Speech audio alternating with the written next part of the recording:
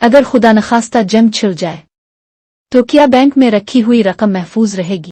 अगर खुदा नखास्ता जंग छिड़ जाए तो क्या आपके बैंक में रखी हुई रकम महफूज रहेगी? ये सवाल आज कई दिलों में छुपा हुआ खौफ बन चुका है।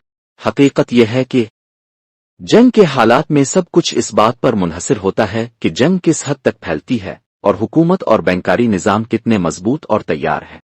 लेकिन अगर हालात शिद्दत इख्तियार कर जाएं और मुल्क में इमरजेंसी या मार्शल लॉ नाफिज हो जाए तो हुकूमत बैंकों से रकम निकालने पर कुछ पाबंदियां लगा सकती है, मगर उसका मतलब ये नहीं कि आपकी रकम गायब हो जाएगी। वो बस वक्ती तौर पर आपकी पहुंच से दूर हो सकती है। बदतरीन सूरत हाल में अगर साइबर हमले हों या इक्तिसादी निज़ाम बर्बाद हो जाए तो रसाई का मसला पैदा हो सकता है, मगर उसका हल भी मुमकिन है अगर आप पहले से कुछ एहतियाती तदाबीर इख्तियार करें।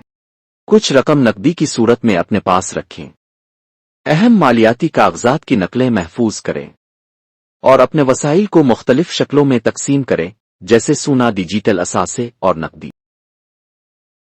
याद रखें, तैयारी खौफ नहीं पैदा करती बल्कि एतमाद देती है।